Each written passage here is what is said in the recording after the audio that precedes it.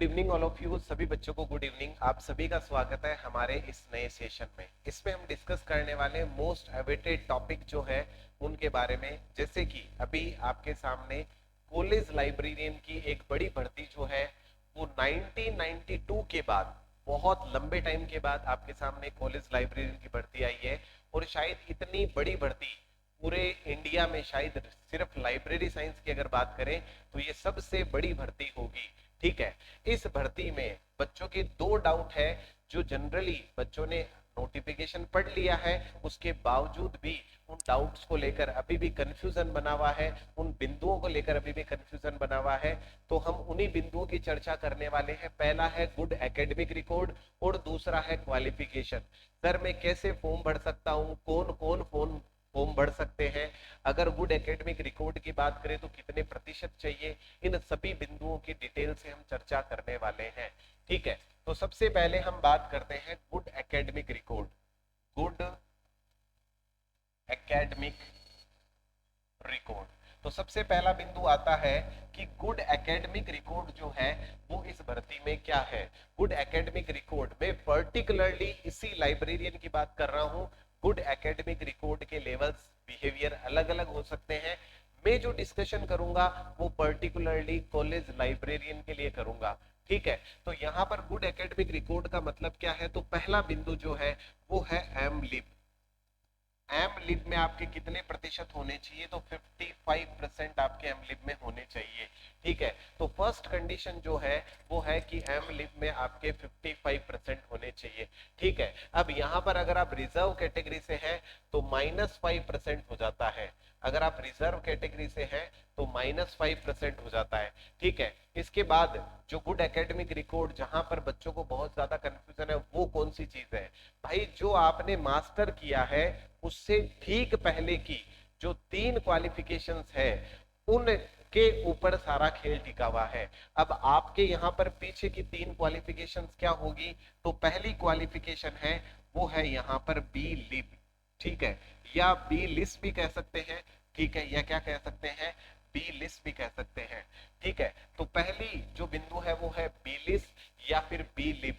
ठीक है। इसमें कितने प्रतिशत चाहिए, इसमें मिनिमम 50% चाहिए। कितने चाहिए भाई, मिनिमम 50% चाहिए। अब दूसरा बिंदु देखिए, दूसरा जो बिंदु है वो है हमारे पास आपका ग्रेजुएशन। जो आपका मूल ग्रेजुएशन है, जो आपका मूल ग्रेजुएशन है, उस ग्रेजुएशन में क्या चाहिए, उसमें भी मिनिमम 50% चाहिए। उसमें भी क्या चाहिए, 50% चाहिए। अब अगर आगे बात करें, जो थर्ड बिंदु है वो है आपका 10th और 12th। 10th और 12th जो है, और लगाने का मतलब क्या है, और का मतलब है इन दोनों में से एक में। और का मतलब क्या है, इन दोनों में से एक में आपको क्या चाहिए, इन दोनों में से एक में 50% चाहिए। ठीक है। तो पहली बात होगी बीलिप या बीलिस में 50% चाहिए। दूसरा हो गया ग्रेजुएशन में 50% चाहिए। तीसरा हो गया 10th और 12th दोनों में से एक में 50% चाहिए। और इसके साथ इन तीनों का जो एवरेज मार्क्स है वो होना चाहिए 55%। इन तीनों का जब आप एवरेज निकालेंगे तो एवरेज नंबर जो है वो कितने होने चाहिए, 55% होने चाहिए। ठीक है। तभी जाके आप इस एग्जाम को पार्टिसिपेट कर पाएंगे। तो आई थॉट इन पूरी डिस्कशन के बाद आपको अच्छे से समझ में आ गया होगा गुड एकेडमिक रिकॉर्ड क्या है। सर मान लो मेरे 10th में 50 नहीं है लेकिन 12th में 50 है तो चलेगा। अगर 12th में 50 नहीं है, 10th में 50 है तो चलेगा। बट अगर दोनों में ही नहीं है, अगर आपके 10th में भी नहीं है और 12th में भी नहीं है तो भैया नहीं चलेगा। ठीक है। तो ये तो बात हो गई गुड एकेडमिक रिकॉर्ड की। इसके बाद बिंदु आता है क्वालिफिकेशन रिलेटेड। बिंदु आता है क्वालिफिकेशन रिलेटेड। अगर हम बात कर रहे हैं क्वालिफिकेशन की तो कौन कौन से बच्चे इसमें फॉर्म भर सकते हैं, पहले तो बात करते हैं स्ट्रेट। अभी जिसके पास जो चीजें उपलब्ध है पहले उनकी बात करते हैं। फिर मान लीजिए आपने नेट नहीं कर रखा है या आपने एमलिब नहीं कर रखा है तो उनके लिए क्या सॉल्यूशन है वो बिंदु भी देखेंगे। बट पहले बेसिक लेवल पर क्या चाहिए, तो एमलिब चाहिए। क्या चाहिए, एमलिब चाहिए। और उसके साथ क्या चाहिए, यूजीसी नेट चाहिए। क्या चाहिए भाई, यूजीसी नेट। या फिर क्या चाहिए, या फिर चाहिए सेट, या फिर क्या चाहिए, या फिर चाहिए स्लेट। ये दोनों बातें पर्टिकुलरली किसके लिए कही गई है? ये दोनों बातें कही गई है राजस्थान के लिए। और यहाँ पर यूजीसी नेट जो सेंट्रल गवर्नमेंट एग्जाम कंडक्ट करवाती है उसके लिए बात कही गई है। ठीक है, अब यहाँ पर देखिए जो एमलिप की बात हम कर रहे हैं, तो एमलिप का मतलब है मास्टर, और एमलिप भी बोल सकते हैं और एमलिस भी बोल सकते हैं, दोनों एक ही बात है। चाहे आप इसे एमलिप बोलिए या आप इसे एमलिस बोलिए, ठीक है, दोनों बातें एक ही है। पहले आपका एमलिस कंप्लीट होना चाहिए और उसके बाद आपका नेट क्वालिफाइड होना चाहिए। अगर कंप्लीट बाद में कर रहा हूं क्वालिफिकेशन की, तो उसके लिए ये वाली कैटेगरीज फुलफिल होनी चाहिए। मैं खुद भी यूजीसी नेट क्वालिफाइड हूं।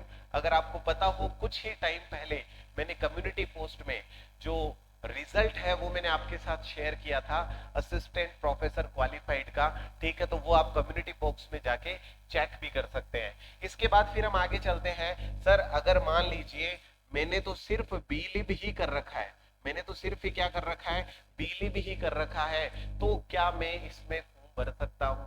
बिल्कुल भर सकते हैं। अगर आपका बीलिब जून और जुलाई 2023 तक कंप्लीट हो चुका है, अगर आपका बीलिब है या फिर बीलिस है वो जून जुलाई 2023 तक कंप्लीट हो चुका है, और आपने एडमिशन ले लिया है किसमें? अगर आपने एडमिशन ले लिया है एम लिस में या एम लिब में, ठीक है, एम लिस में या एम लिब में आपने एडमिशन ले लिया है, तो आप अपेयरिंग के थ्रू, तो आप क्या करके अपेयरिंग के थ्रू फॉर्म भर सकते हैं।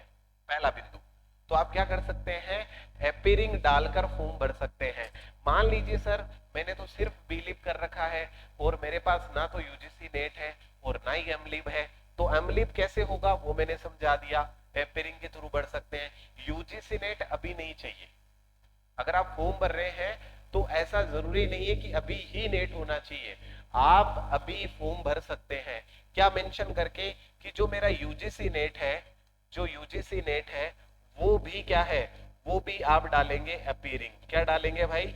अपीयरिंग डालेंगे। ठीक है भाई, क्या डाल देंगे? इसमें भी अपीयरिंग डाल देंगे। क्यों?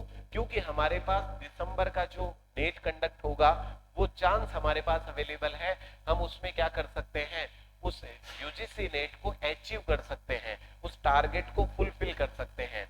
तो ये हो गया कि कौन सा बंदा फॉर्म भर सकता है, भर सकता है तो कैसे भरेगा, किस तरीके से भरेगा, क्या मेथड होगा, ये सारी की सारी चीजें जो है वो मैंने आपके सामने रख दी है। अब अगर कोई भी डाउट होता है तो आप कमेंट बॉक्स में डाउट मेंशन कर सकते हैं।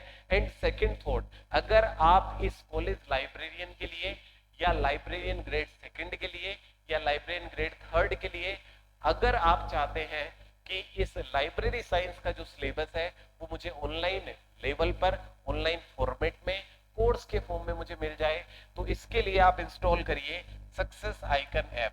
इसके लिए आप इंस्टॉल करिए success icon app. Success icon app पे आपको सेपरेटली लाइब्रेरियन के लिए एक कोर्स मिलेगा जिसमें ये तीनों के तीनों कोर्सेज, जो कॉलेज लाइब्रेरियन है, जो लाइब्रेरियन ग्रेड फर्स्ट है, सेकंड है, थर्ड है, तो ये सारे के सारे जो लाइब्रेरी साइंस वाला पार्ट है वो आपको बहुत डिटेल से मिलने वाला है। पूरा का पूरा सेगमेंट मैं खुद आपके साथ डिस्कस करने वाला हूं और बहुत डिटेल के साथ हम उसको डिस्कस करने वाले हैं। तो यहाँ पर लाइब्रेरी साइंस का जो पूरा पार्ट है वो आपको मिलने वाला है। आप चाहे तो ऑफलाइन भी इस बैच को अटेंड कर सकते हैं विनर चॉइस क्लासेस डीडवाना पे, ठीक है, और आप चाहे तो ऑनलाइन अटेंड कर सकते हैं इस बैच को सक्सेस आइकन एप्लीकेशन पे। सभी की सभी क्लासेस जो है वो लाइव क्लासेस होगी और बाईलिंगुअल होगी, ठीक है, आप किसी भी मीडियम से है ऐसा कोई इशू नहीं आएगा। जितनी भी क्लासेस है वो सारी की सारी कैसी होगी, बाईलिंगुअल क्लास होगी, दोनों ही भाषा में बहुत अच्छे से सारी चीजें एक्सप्लेन होगी। अगर आपको इसके बाद भी किसी भी तरह का डाउट है तो आप हमारे टेलीग्राम आरपीएससी कॉलेज लाइब्रेरियन जो चैनल है उस पे भी कनेक्ट हो सकते हैं। फिर भी कोई डाउट रहता है तो कमेंट बॉक्स में उस डाउट को मेंशन कर सकते हैं।